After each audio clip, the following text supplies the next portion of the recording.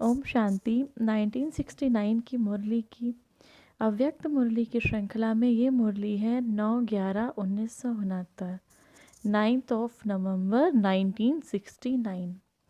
इस मुरली का शीर्षक है भविष्य को जानने की युक्तियाँ। भविष्य को इस समय दिवाली थी और दिवाली के शुभ अवसर पर बाबा आए थे, तो अव्यक्त बाप दादा के मधुर महावाक्य सुनेंगे। बाप दादा एक एक दीपक को एक समय की दृष्टि से देख रहे हैं। बाबा एक एक दीपक को, दीपक माना आज बाबा बच्चों को क्या बता रहे हैं, आज बच्चों को दीपक के रूप में देख रहे हैं। तो बाबा कहते हैं बच्चे, बाप दादा एक एक दीपक को एक समय की दृष्टि से देख रहे हैं, एक काल की दृष्टि से देख रहे हैं, पूरा एक काल या तीनों काल की। बाप तो त्रिकालदर्शी है, बाप दादा भी त्रिकालदर्शी है। आप भी त्रिकालदर्शी बन रहे हो? अगर त्रिकालदर्शी हो तो अपने भविष्य को देखते हो या जानते हो? जानते हो मैं क्या बनूंगा, माना त्रिकालदर्शी, माना तीनों कालों का दर्श जानने वाला। तो आप जानते हो कि मैं क्या बनूंगा? पांडव सेना में अपना भविष्य जानते हो? बाबा बच्चों से पूछ रहे हैं, आज अपना भविष्य जानते हो? त्रिकालदर्शी बन रहे हो? यह स्पष्ट है कि क्या बनोगे, कौन सी राजधानी में आओगे, लक्ष्मी नारायण भी किस नंबर में। हर एक ने अपना बताया, अपना अपना विचार सुनाता है। हर जैसे आप आगे बढ़ते जाएंगे वैसे अपना भविष्य, नाम, रूप, देश, काल, ये चारों ही स्पष्ट होते जाएंगे। जैसे जैसे बच्चे आगे बढ़ते जाएंगे वैसे अपना भविष्य, नाम, रूप, देश, काल, ये चारों ही स्पष्ट होते जाएंगे। किस देश में राज्य करना है, किस नाम से राज्य करना है, किस रूप में और किस समय। अब बाबा ये भविष्य की बात बता रहे हैं, किसकी? सतयुग की। तो बाबा कह रहे हैं जैसे जैसे आप आगे बढ़ते जाओगे आपको ये स्पष्ट होता जाएगा कि आप सतयुग में किस देश में राज करोगे, किस नाम से राज्य करोगे, किस समय करोगे, पहले राजधानी में क्या बनेंगे, दूसरी राजधानी में। ये पूरी जन्म पत्री एक एक को अपने अंदर स्पष्ट होगी। बाप दादा जब भी किसी को देखते हैं तो तीनों कालों को देखते हैं। पहले क्या था, अब क्या है, फिर भविष्य में क्या बनने वाले हैं। तो एक एक दीपक में ये तीनों काल देखते हैं। अपने एक एक दीपक माना एक एक बच्चे में बाबा तीनों काल देखते हैं। पहले क्या थे, अब क्या है और भविष्य में क्या बनने वाले हैं। तीनों काल माना पहले क्या थे बच्चे बाबा से जुड़ने से पहले, और अब क्या है, और अब भविष्य में क्या बनेंगे। आप दो काल तो स्पष्ट जानते हो, पहला क्या और कब, और अब क्या है। बाबा कहते हैं अभी बच्चे दो काल तो जानते हैं कि पहले क्या थे और अब क्या है, लेकिन भविष्य में क्या होना है उसको जितना जितना योग युक्त होंगे उतना भविष्य भी स्पष्ट जान जाएंगे। आज बाबा बच्चों को यही सीख दे रहे हैं कि आप पहले क्या थे, बाबा से जुड़ने से पहले क्या थे, और बाबा से अब जुड़ गए अब क्या हो। और ये दोनों तो चीज़ें स्पष्ट हैं, त्रिकालदर्शी माना तीनों काल के, तीनों कालों के जानने वाले, तीनों कालों को स्पष्ट समझने वाले। अब बाबा कहते हैं भविष्य में क्या बनोगे, सतयुग में बच्चे क्या बनेंगे, इसको जानने के लिए क्या करना है, जितना जितना योग युक्त रहेंगे उतना उतना भविष्य को स्पष्ट कर सके, अपने आप में स्पष्ट होता जाएगा कि भविष्य में बच्चे क्या बनेंगे, क्या वहाँ पे हमारा स्वरूप होगा। जैसे वर्तमान स्पष्ट है, वर्तमान में भी कभी भी संकल्प नहीं उठता है कि यह नहीं है। बाबा कहते वर्तमान ये अभी स्पष्ट है ना, इस समय जो बाबा के बच्चे हैं सब स्पष्ट हैं। तो बाबा कहते हैं कभी भी संकल्प नहीं उठता है कि है या नहीं है, ना मालूम क्या है, ये कभी संकल्प नहीं उठेगा। इस रीति से भविष्य भी स्पष्ट होगा। ऐसा स्पष्ट नशा हर एक की बुद्धि में नंबर बार आता जाएगा। जैसे साकार रूप में माँ बाप दोनों को अपना भविष्य स्पष्ट था, नाम भी, रूप भी स्पष्ट, देश भी स्पष्ट और काल भी स्पष्ट था। इतना स्पष्ट था, इतना स्पष्ट ना माना क्लियर, स्पष्ट माना क्लियर। तो बाबा कहते हैं जैसे साकार रूप में भी माँ बाप दोनों को अपना भविष्य स्पष्ट था। माँ बाप माना ब्रह्मा बाबा को और मम्मा को अपना भविष्य स्पष्ट था, भविष्य क्लियर था, उनको मालूम है कि फ्यूचर में क्या होना है, क्या बनना है हमको। बाबा को ये नशा था कि हम कृष्ण बनने वाले हैं, मम्मा को ये नशा था हम राधा बनेंगे सतयुग में। तो बाबा कहते हैं जैसे साकार में माँ बाप दोनों को ही अपना भविष्य स्पष्ट था, नाम भी, रूप भी स्पष्ट था, देश भी स्पष्ट था और काल भी स्पष्ट था। इतना ही क्लियर कि किस संबंध में आएंगे, इतना भी क्लियर था कि किस संबंध में आएंगे, संबंध भी स्पष्ट किस रूप में सामने आएगा।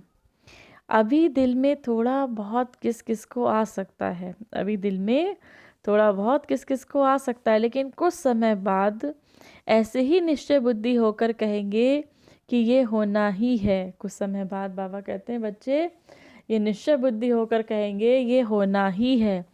अभी अगर आप कहेंगे भी तो दूसरे निश्चय करें या ना करें। बाबा कहते हैं अभी आप कहेंगे तो पता नहीं दूसरे निश्चय करें या ना करें, लेकिन थोड़े समय में आपकी चलन, आपकी तदवीर जो है वह आपके भविष्य तस्वीर को प्रसिद्ध करेगी। बाबा कहते हैं अभी अगर आप कहेंगे तो दूसरे हो सकता है निश्चय ना करें। आप कहेंगे कि हम जो हैं सतयुग में, अगर बाबा अभी बाबा का बच्चा या हम लोग जब भी किसी को साधारण में समझाएंगे कि हम सतयुग में देवी देवता बनने वाले हैं, तो वो तो इस बात पे निश्चय करेंगे नहीं, मानेंगे नहीं कि हमें बनना ही है। तो बाबा कहते हैं लेकिन थोड़े समय के बाद आपकी जब चलन होगी, आपकी तदवीर जो होगी आपके भविष्य की तस्वीर को प्रसिद्ध करेगी। अब तदवीर और भविष्य में कुछ फ़र्क है, लेकिन जैसे जैसे समय आपका पुरुषार्थ समान होता जाएगा तो फिर कोई को संकल्प नहीं उठेगा। जैसे जैसे समय आपका पुरुषार्थ समान होता जाएगा तो फिर कोई को संकल्प नहीं उठेगा। आप सभी ने दीपमाला बनाई, बाबा बच्चों से कहते हैं आप सभी ने दीपमाला बनाई। दीपमाला पर क्या करते हैं, एक दीप से अनेक दीप जगाते हैं। दीपमाला बनाई, बाबा ने कहा बच्चों से दीपमाला बनाई, दीपमाला पर क्या करते हैं, एक दीप से अनेक दीप जगाते हैं। एक दीपक होता है उससे अनेक दीपक जगाते हैं, तो अनेकों का एक के साथ लगन रहता है, यही दीपमाला है। अगर एक एक दीपक के साथ लगन है तो यही दीपमाला है। दीपक में क्या है, अग्नि, तो लगन होगी तो अग्नि भी होगी। अब बाबा कहते हैं दीपमाला माना एक एक दीपक की एक दीपक के साथ लगन है, यही दीपमाला है। दीपक में क्या है, अग्नि, तो लगन होगी तो अग्नि भी होगी, लगन नहीं तो अग्नि भी नहीं। लगन होगी, अगर बाबा के बच्चों को लगन होगी बाबा से योग लगाने की तो अग्नि भी होगी। बाबा कहते तो लगन होगी तो अग्नि भी होगी। यही देखना है हम दीपक की लगन अब लगाकर अग्नि बने हैं। दीपक कितने प्रकार का होता है, अब बाबा बच्चों से पूछते हैं दीपक कितने प्रकार के होते हैं जो दुनिया में भी प्रसिद्ध है। एक है अंधियारे को मिटाकर रोशनी करने वाला मिट्टी का स्थूल दीपक। एक दीपक कैसा होता है जो अंधियारे को मिटाकर रोशनी करता है, मिट्टी का स्थूल दीपक। दूसरा है आत्मा का दीपक। पहला दीपक बाबा ने बताया जो अंधियारे को रोशनी में परिवर्तित करता है, वो मिट्टी का स्थूल दीपक। और दूसरा दीपक जो मुख्य दीपक है वो कौन सा है, आत्मा का दीपक। बाबा कहते हैं आत्मा का दीपक है। तीसरा है कुल का दीपक। अब चौथा कौन सा है, चौथा है आशाओं का दीपक। कहते हैं ना बाप को बच्चों में आशा रहती है। पहला बाबा ने बताया मिट्टी का, दूसरा बताया आत्मा का, तीसरा है कुल का दीपक, अब चौथा आशाओं का दीपक। बाप को बच्चों में आशा रहती है तो चौथा है आशाओं का दीपक। ये 4 प्रकार के दीपक गाए जाते हैं, ये 4 प्रकार के दीपक गाए जाते हैं। अब इन 4 दीपकों में से हर एक ने कितने दीपक जगाए हैं। अब बाबा बच्चों से पूछते हैं हर 4 दीपक में से हर एक ने कितने दीपक जगाए हैं। बाप दादा की आशाएं जो बच्चों में रहती हैं वह दीपक जगाया है। अब बाबा बच्चों से पूछ रहे हैं जो बाबा की आशाएं हैं अपने बच्चों में वो बच्चों ने दीपक जगाया है। मिट्टी के दीपक तो कई जन्म जगाए हैं, आत्मा का दीपक जगा है। ये 4 प्रकार के दीपक जब जग जाते हैं तब समझो दीपमाला बनाई। मिट्टी के दीपक तो कई जन्म जगाए हैं, बाबा ने कहा मिट्टी के दीपक तो बहुत जन्मों से जलाते आ रहे हो। आत्मा का दीपक जगा है कि नहीं जगा है अभी। ये 4 प्रकार के दीपक जब जग जाते हैं तब समझो दीपमाला मनाई। ऐसा कोई कर्म ना हो जो कुल का दीपक बुझ जाए। बाबा बच्चों से कहते हैं ऐसा कोई कर्म ना हो जो कुल का दीपक बुझ जाए। ऐसी कोई चलन ना हो जो बाप दादा बच्चों में आशाओं का दीपक जगाते व बुझ जाए। बाबा कहते हैं ऐसा कोई भी चलन ना हो जो बाबा बच्चों में आशाओं का दीपक जलाए और वह बुझ जाए। एक रस अडोल अचल स्थिति रहे। यह सभी दीपक जग रहे हैं। जिसका दीपक खुद जगा हुआ होगा वह औरों का दीपक जगाने बगैर रह नहीं सकता। बाबा बच्चों से कहते हैं जिसका खुद का दीपक जगा होगा, माना जो खुद आत्मिक स्थिति में होगा, जो अव्यक्त स्थिति में खुद होगा, तो वो दूसरों को जगाए बिना रह नहीं सकता। उसके दिल में लगेगा जैसे हम बन रहे हैं, बाबा जैसे हमको बना रहा है वैसे भी हम औरों को भी बनाएं। तो बाबा कहते हैं वो बिना औरों के जगाए दीपक रह नहीं सकता। बाप दादा की बच्चों में मुख्य आशाएं कौन सी रहती हैं? बाप दादा की हर एक बच्चे में यही आशा रहती है, एक एक बच्चा पहले नंबर में आए, नंबर में जाए, अर्थात हर एक विजयी रत्न बने। अब बाबा के बच्चों में ये तो है, माँ बाप तो हर चाहते, लौकिक में भी हर माँ बाप चाहते हमारा हर एक बच्चा नंबर 1 रहे। कोई माँ बाप ऐसा चाहेंगे कि हमारा बड़ा बच्चा नंबर 1 रहे और छोटा वाला हमारा नंबर 3rd पे आए, या फिर छोटा वाला नंबर 1 पे रहे और पहला वाला हमारा नंबर 3rd पे आए? कभी नहीं चाहते। तो बाप दादा भी हम बच्चों से क्या चाहते हैं? हम सब नंबर 1 आए, एक एक बच्चा नंबर में आए, पहले नंबर में आए, अर्थात हर एक विजयी रत्न बने। विजयी रत्न की निशानियां क्या होंगी जो आप सभी ने सुनाया? अब बाबा को बच्चे बता रहे हैं विजयी रत्न की निशानियां क्या होंगी। तो ये बाबा हम सब बच्चों को एक होमवर्क भी दे रहे हैं और हम सभी 5 पॉइंट्स लिखेंगे कि विजयी रत्न की निशानियां कौन सी हैं। विजयी रत्न की निशानियां कौन सी होंगी? जो आप सभी ने सुनाया वह तो सुना ही बोले, इसीलिए ठीक है। जो विजयी होगा उसके लक्षण तो आप सभी ने सुनाए, लेकिन साथ साथ विजयी उनको कहा जाता है जो खुद तो विजय प्राप्त किया हुआ हो, लेकिन औरों को भी अपने से आगे विजयी बनाए। बाबा ने कहा विजयी रत्न माना, विजयी माना जो खुद तो उसने विजय प्राप्त की हो, लेकिन औरों को भी अपने से आगे विजयी बनाए। जैसे बाप दादा बच्चों को, बाप दादा क्या कहते, बच्चों को अपने से भी आगे रखते थे ना। बाबा कहते हैं बाबा ब्रह्मा बाबा अपने सभी बच्चों को सर्विस के लिए अपने से आगे रखते थे हमेशा। वैसे ही जो विजयी रत्न होंगे उनके विजय की निशानी ये है कि वे अपने संग का रंग सभी को लगाएंगे। जो विजयी रत्न होंगे बच्चे, वो क्या, उनकी निशानी क्या होगी? वो अपने संग का रंग, हमारा सब बच्चों का संग किसका है? सत का संग है ना। सत्य माना हमारा शिव बाबा। तो हमारा जो हमारे ऊपर जो बाबा का रंग चढ़ा हुआ है, तो जो बाबा के बच्चे होंगे विजयी, वो यही चाहेंगे कि सब पे ये रंग चढ़े, सब पे ये रंग चढ़े, बाबा का सब पे रंग चढ़ जाए, सभी को लगाएंगे। जो भी सामने आए पे विजयी बनकर ही निकले। ऐसे विजयी रत्न विजय माला के किस नंबर में आते हैं? खुद तो विजयी बने हो, लेकिन और आपके संग के रंग से विजयी बन जाएं। बाबा कहते हैं खुद तो बच्चे आप विजय बन गए हो, लेकिन आपका जो संग है, जैसे आप बाबा के संग में विजयी बन गए हो, और आपके संग के रंग से और भी विजयी बन जाएं। यही सर्विस रही हुई है। ऐसे नहीं कि कोटों में कोई को ही विजयी बनेंगे, लेकिन जो जैसा होता है वैसा ही बनाता है। ऐसे विजयी रत्न जो अनेकों को विजयी बना सके, वही माला के मुख्य मन के हैं। तो विजय की निशानी आप समान विजयी बनाना। विजय की निशानी क्या है? आप समान विजयी बनाना। अभी ये सर्विस रही हुई है, अनेकों को विजयी बनाना, सिर्फ खुद को नहीं बनाना। दीप माला में पूरी माला जगी हुई होती है। जब दीप माला कहा जाता है तो अनेक जगे हुए दीपकों की माला हर एक ने गले में डाली है।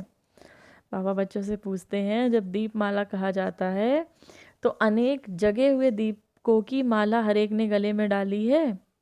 यानी बच्चों से पूछ रहे हैं बाबा कि आपने कितने दीपकों को जगाया है? दीपमाला माना अपने दीपक से दूसरे के दीपक को जगाना, तो ऐसे ही दीपमाला बनती है। बाबा बच्चों से पूछ रहे हैं कितने दीपकों को जगाया, ऐसी कितनी किस बच्चा, हर एक बच्चा ऐसी माला पहना हुआ है। ऐसे जगे हुए दीपकों की माला हर एक रत्न अपने गले में जब डालेंगे तब विजय का नगाड़ा बजेगा।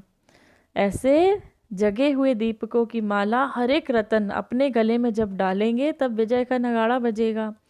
जैसे दिव्य गुणों की माला अपने में ही डाली है, वैसे अनेक जगे हुए दीपकों की माला अपने गले में डालनी है। जैसे बाबा बच्चों से कहते हैं, ऐसे जगे हुए दीपकों की माला हर एक रत्न, जितने भी रत्न बाबा बच्चों को क्या दे रहे हैं, कह रहे हैं रत्न, ऐसे जगे हुए दीपकों की माला, ऐसे जगे हुए दीपकों की माला जब हर एक बच्चा अपने गले में डालेगा तब विजय का नगाड़ा बजेगा। यानी जैसे जैसे आपका आत्मा रूपी दीपक जला, वैसे ही आप अनेकों के जब दीपक जलाएंगे, अनेकों के आत्मा रूपी दीपक जलाएंगे, उसकी जब बाबा कहते हैं माला पहनेंगे, तब फिर क्या होगा, विजय का नगाड़ा बजेगा। जैसे दिव्य गुणों की माला अपने में डाली है, वैसे अनेक जगे हुए दीपकों की माला अपने गले में डालनी है। जितनी यहाँ दीपकों की माला अपने गले में डालोगे उतनी ही वहाँ प्रजा बनेगी।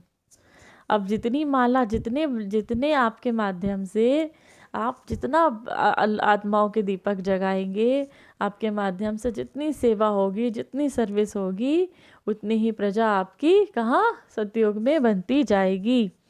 कोई कोई माला बहुत लंबी चौड़ी होती है, कोई सिर्फ गले में पहनने तक होती है। तो माला कौन सी पहननी है, बहुत बड़ी, बाबा ने कहा बहुत बड़ी माला पहननी है। ऐसी माला से अपने आप को श्रृंगार करना है। कितने दीपकों की माला अब तक डाली है, बाबा बच्चों से पूछते हैं कितने दीपकों की माला डाली है, गिनती कर सकते हो, वह अनगिनत है। अब अपने अपने से हर एक बच्चा पूछे कितनों के दीपक हमने जगाए हैं, कितनों के हमने आप सब आप समान बनाने का संकल्प लिया है, कितनों को हमने बाबा का ज्ञान सुनाया है, कितनों को हमने बाबा के करीब लाया है। तो हर एक बच्चा अपने से अंदर से ये क्वेश्चन करे। तब बाबा पूछते हैं कितनों की आपने माला अपने गले में डाली है, गिनती कर सकते हो या अनगिनत है। दीपक भी अच्छे वह लगते हैं जो तेज जगे हुए हों। अब बाबा बच्चों से कहते हैं दीपक कौन सा अच्छा लगता है, वो टिमटिमाता हुआ धीमा सा अच्छा लगता है या फिर तेज जगा होता है। तो बच्चों से कहते हैं दीपक भी वही अच्छे लगते हैं जो तेज जगा हुआ हो, टिम करने वाले अच्छे नहीं लगते।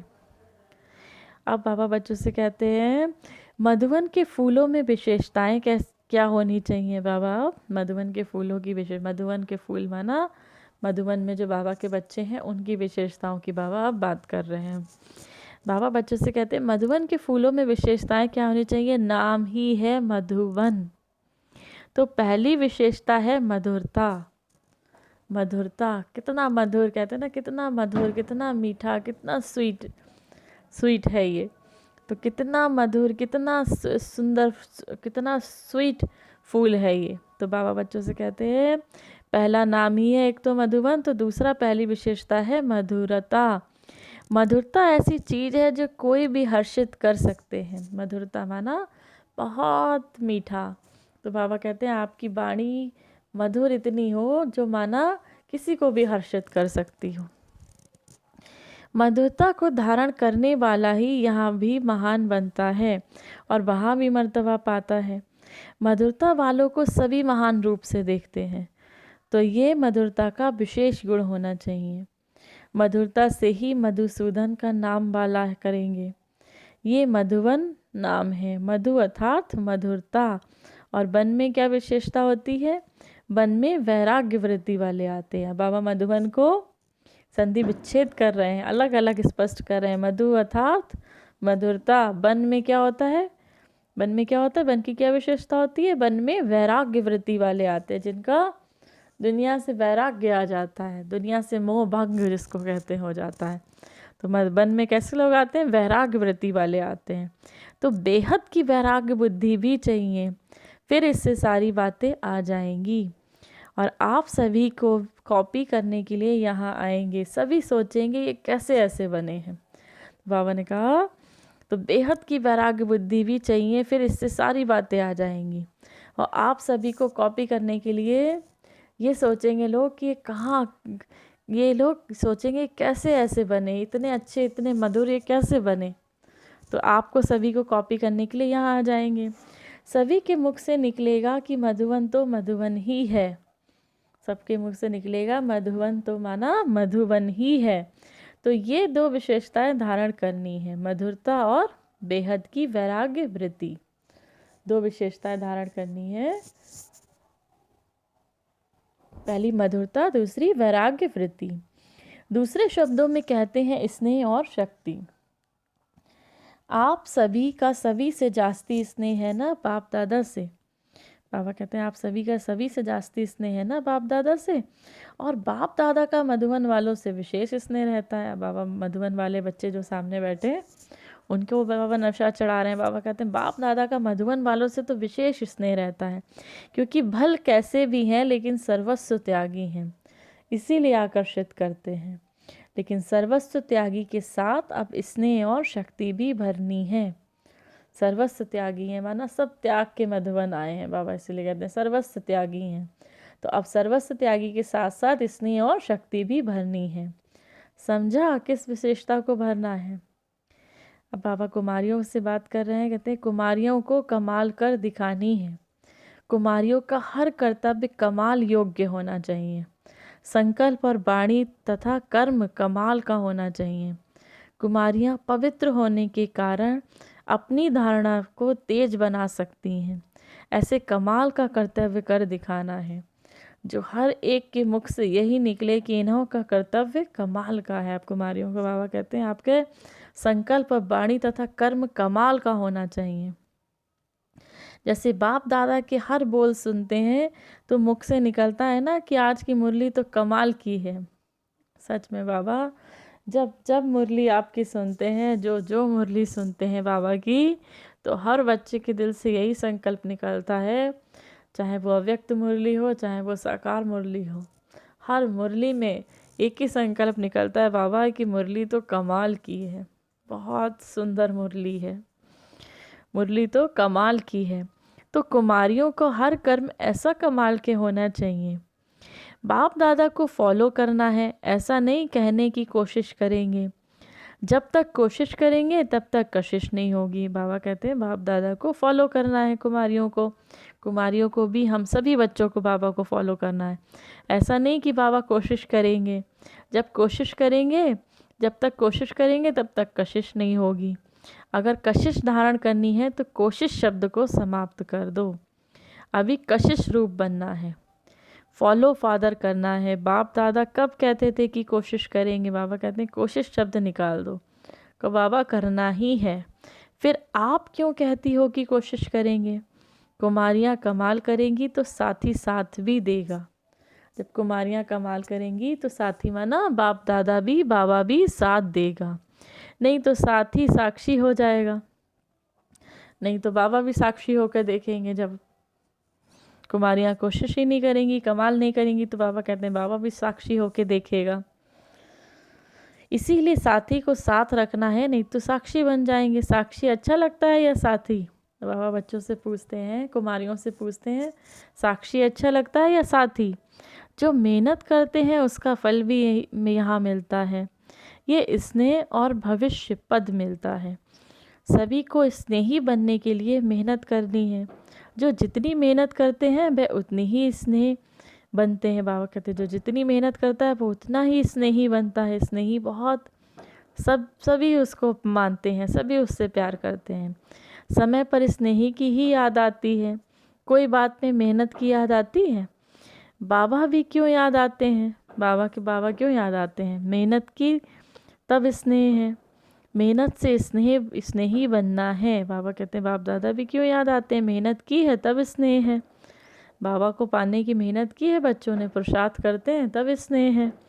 मेहनत से स्नेही बनना है, जितना जास्ती मेहनत उतना सर्व के स्नेही बनेंगे। जितना जास्ती मेहनत किस चीज़ में, पुरुषार्थ में। तो बाबा कहते हैं जितना जास्ती मेहनत पुरुषार्थ में सर्विस में करेंगे उतना ही सर्व के स्नेही बनेंगे। मेहनत का फल ही स्नेह है। जो मेहनत करते हैं उनको हर एक स्नेह की नज़र से देखेंगे।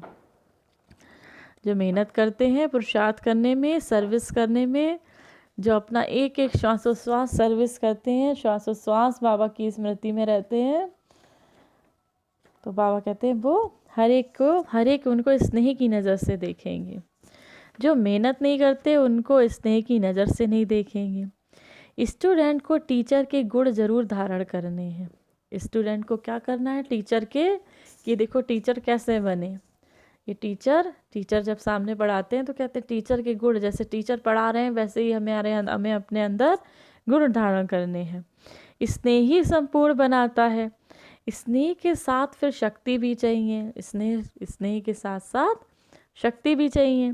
दोनों का जब मिलन हो जाता है तो स्नेह और शक्ति वाली अवस्था अति न्यारी और अति प्यारी होती है।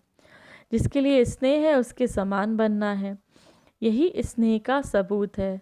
इसमें अपने को चेक करना है कहाँ तक हम समानता में समीप आए हैं। इसमें अपने को चेक करना है कहाँ तक हम समानता में समीप आए हैं। जितना जितना समानता में समीप होंगे उतना ही समझो कर्मातीत अवस्था के समीप पहुँचेंगे। इसमें अपने को चेक करना है कहाँ तक हम समानता में समीप आए हैं। जितना जितना समानता में समीप होंगे, जितना जितना समानता में माना समान बनेंगे, बाप समान बनेंगे, जितना जितना उतना ही समझो कर्मातीत अवस्था के समीप पहुँचेंगे। यही समानता का मीटर है। अपनी कर्मातीत अवस्था को परखना है।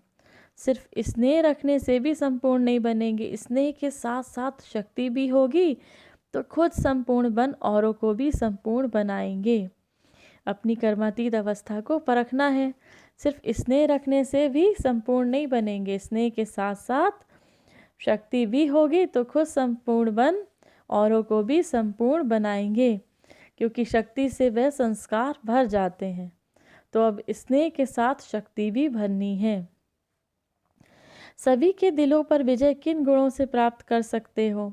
सभी को संतुष्ट करना बाप में ये विशेष गुण था। सभी के दिलों पर विजय किन गुणों से प्राप्त कर सकते? बाबा कहते हैं सभी के दिलों पर विजय प्राप्त करना है तो किन गुणों के आधार पर प्राप्त करोगे? सभी को संतुष्ट करना बाप में ये विशेष गुण था, वही फॉलो करना है। सभी मधुवन की लिस्ट में हो या ऑलराउंडर की लिस्ट में हो। बाबा कहते हैं सभी मधुवन की लिस्ट में हो या ऑलराउंडर की लिस्ट में हो। एक है हद की लिस्ट, दूसरी है बेहद की लिस्ट। ऑलराउंडर और एबेरेडी, ऑलराउंडर और एबेरेडी। इस लिस्ट में मालूम है क्या करना होता है? अब बाबा बच्चों से पूछते हैं ये जो लिस्ट है ऑल राउंड और एवर रेडी की, इसमें मालूम है क्या करना होता है? 1 सेकंड में तैयार। संकल्पों को भी 1 सेकंड में बंद करना है। मिलिट्री वालों का हर समय बिस्तरा तैयार रहता है। बाबा कहते हैं संकल्पों को भी 1 सेकंड में बंद करना है। कोई संकल्प चल रहा है उस पर फुल स्टॉप लगाना है, एकदम ब्रेक लगाना है। मिलिट्री वालों का हर समय बिस्तरा तैयार रहता है, ये संकल्पों का बिस्तरा भी बंद करना है। बिस्तरा भी एवर रेडी रहना चाहिए। एवर रेडी बनने वालों का संकल्प का बिस्तरा तैयार रहना चाहिए। कोई भी परिस्थिति हो उसका सामना करने के लिए पेटी बिस्तरा तैयार हो। अच्छा रूहानी बच्चों, तुम आत्माओं को बाड़ी से परे अपने घर जाने के लिए पुरुषार्थ करना है। बाबा बच्चों से कहते हैं रूहानी बच्चों, बहुत प्यार से बाबा बच्चों से कहते हैं रूहानी बच्चों, तुम आत्माओं को बाड़ी से परे अपने घर जाने के लिए पुरुषार्थ करना है। इसीलिए इस पुरानी दुनिया में रहते देह और देह के संबंधों से उपराम चित्त होना है। इस पुरानी दुनिया में, इस कलयुगी दुनिया में रहते अपने देह से और देह के जो भी आपके संबंधी रिश्ते नाते हैं उनसे उपराम रहना है, उपराम चित्त होना है। पतित दुनिया में रहते हुए बाप पवित्र बनाने की शक्ति देते हैं। पुरुषार्थ करके तुमको सदा पवित्र बनना है। बच्चे सदैव गुण ग्राहक बनना है। बाबा बच्चों से कहते हैं बच्चे सदैव गुण ग्राहक बनना है। स्तुति, निंदा, लाभ, हानि, जय पराजय सभी में संतुष्ट होके चलना है। बहुत प्यार से बाबा समझाते हैं तुम्हारी स्तुति हो माना तुम्हारी प्रशंसा हो, कोई तुम्हारे बहुत गुण गाए तो भी समान ना हो, कोई आपके निंदा कर दे तो भी समान रहो, लाभ हो जाए तो भी समान ना हो, हानि हो जाए तो भी समान रहो, जय हो जाए तो भी समान, पराजय हो जाए तो भी संतुष्ट होना है। तो बाबा ने सब में समान रहना है, सभी में संतुष्ट होकर चलना है और रहमदिल बनना है। ये थी हमारे प्यारे प्यारे बाबा की 9/11/1969 की बहुत ही सुंदर मुरली। बाबा ने सच कहा आज की मुरली में कि जब भी कोई मुरली पढ़ते हैं बच्चे तो क्या कहते हैं, वाह कितनी सुंदर मुरली है, कितनी प्यारी मुरली है, दिल को छू जाने वाली मुरली है। तो ये मुरलियाँ भी बाबा की सब सब जितनी जितनी मुरली के अंदर जाते हैं, जैसे जो जो मुरली आगे बढ़ते जाते हैं, वो एक से एक सुंदर मुरली निकलती जाती हैं। तो कुछ पॉइंट्स हम रिवाइज करेंगे एक बार फिर से। बाबा आज अपने त्रिकालदर्शी बच्चों को देख रहे हैं। त्रिकालदर्शी माना पहले का, माना पास्ट में, प्रेजेंट और फ्यूचर, तीनों को देखने वाला, जो अपने पास्ट को भी जानता हो, प्रेजेंट में भी जानता हो और फ्यूचर में भी, माना भविष्य को भी जानने वाला हो। अब बाबा कहते हैं भविष्य को कैसे जानेंगे? अभी अभी तो बच्चे क्या होता है, अपने पास्ट को जानते हैं, क्या बीत गया ये जानते हैं, अभी क्या है ये भी जानते हैं, लेकिन भविष्य को जानने के लिए क्या करना है? जितना जितना योग युक्त रहेंगे बच्चे, उतना उतना भविष्य का स्वरूप, नाम, देश, किस देश में होंगे, सब स्पष्ट होता जाएगा। बाबा कहते हैं एक एक चीज़ स्पष्ट होती जाएगी, बुद्धि में ये सब आता जाएगा। अब बाबा दीपकों की बात कर रहे हैं, दीपमाला की। दीपमाला बनाई बच्चों ने। अब बाबा कहते दीपमाला बनाना माना एक दीपक से दूसरे दीपक को जगाना। तो अब बच्चों से पूछ रहे हैं आपने दीपमाला कितनी बड़ी बनाई है, कितने दीपक जगाए हैं आपने? एक सत्य का संग के साथ, जैसे आपने सत्य का संग लगा, आपको रंग लगा सत्य के संग का, शिव बाबा का रंग लगा, वैसे ही आपने कितने दीपकों को जगाया है? ये बाबा अपने बच्चों से पूछ रहे हैं। अब बाबा कह रहे हैं 4 प्रकार के दीपक होते हैं। 4 प्रकार के दीपक बाबा ने बताया। एक तो अंधियारे को मिटाकर रोशनी करने वाला मिट्टी का स्थूल दीपक, दूसरा है आत्मा का दीपक, तीसरा है कुल दीपक, चौथा है बाबा की आशाओं का दीपक। चौथा है बाबाओं की आशाओं का दीपक। बाबा कहते हैं बच्चों में बाबा की बहुत आशाएं रहती हैं।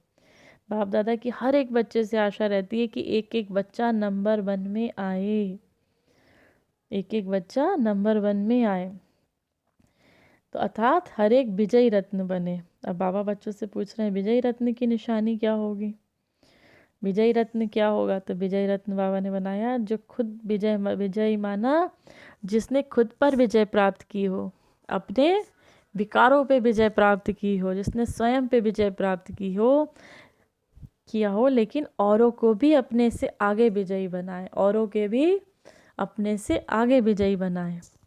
जैसे ब्रह्मा बाबा साकार में अपने बच्चों को, जो भी बच्चे बाबा के पास थे, उनको आगे रखते थे। हमेशा सर्विस में बाबा, ब्रह्मा बाबा आगे रखते थे।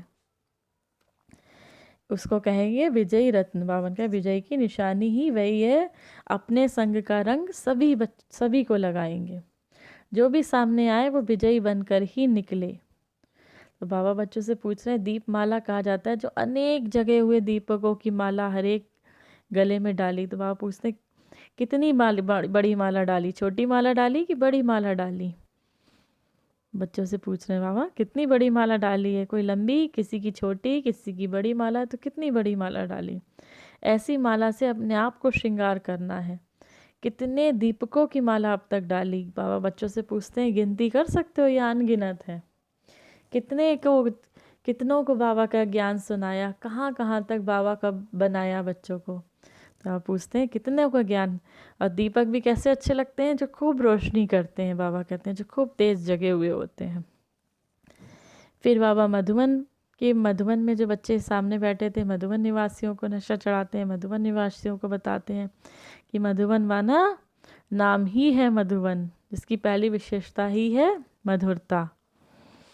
मधुबन को आज बाबा 2 शब्दों में स्पष्ट कर रहे हैं, मधु अर्थात मधुरता, बन अर्थात बन में वैराग्य वृत्ति आते हैं। तो बाबा ने कहा 2 विशेषताएं मधुबन वालों को रखनी है। मधुबन वाले को अर्थात बाबा के हर एक बच्चे को रखनी है। मधुबन वालों के साथ साथ बाबा के हर बच्चे को ये 2 विशेषता, मधुरता और बेहद की वैराग्य वृत्ति। बेहद की वैराग्य वृत्ति। कुमारियों से बाबा बात कर रहे हैं। कुमारियों से बाबा कहते हैं कुमारियों को कमाल करके दिखाना है। तो जब कमाल करेंगी तो क्या होगा? बाबा कहते हैं तो बाबा भी साथी बन जाएगा, नहीं तो बाबा भी साक्षी होकर देखेगा। अब बाबा बच्चों से कहते हैं मेहनत जितनी जो मेहनत करेगा, मेहनत माना पुरुषार्थ में, सर्विस में, उतना ही वो बाबा के करीब होगा, उतना ही उसकी कर्मातीत अवस्था बनती जाएगी, उतना ही वो सर्व को प्यारा होगा। अब बाबा बच्चों से लास्ट में पूछ रहे हैं कि सभी कौन सी लिस्ट में हो, ऑलराउंडर की लिस्ट में हो या एवर रेडी की लिस्ट में, या दोनों की लिस्ट में हो। ऑलराउंडर एवर रेडी माना 1 सेकंड में तैयार, संकल्पों को भी 1 सेकंड में बंद करना। जैसे मिलिट्री वाले होते हैं उनका हर समय बिस्तरा तैयार रहता है, ऐसे ही बच्चों को अपने 1 सेकंड में हर एक संकल्प को विराम देना है, हर एक को 1 सेकंड में विराम देना है। लास्ट में बाबा बहुत सुंदर मैसेज दे रहे हैं, तुम आत्माओं को वाणी से परे अपने घर जाने के लिए पुरुषार्थ करना है। इसीलिए इस पुरानी दुनिया में रहते देह और देह के संबंधों से उपराम चित्त होना है। पतित दुनिया में रहते हुए भी बाप पवित्र बनने की शक्ति देते हैं।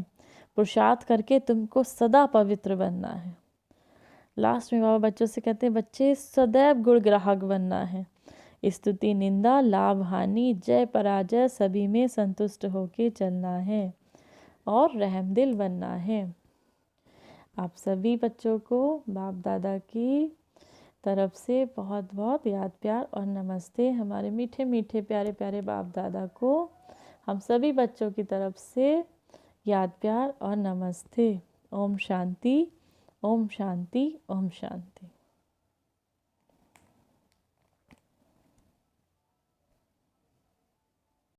ओम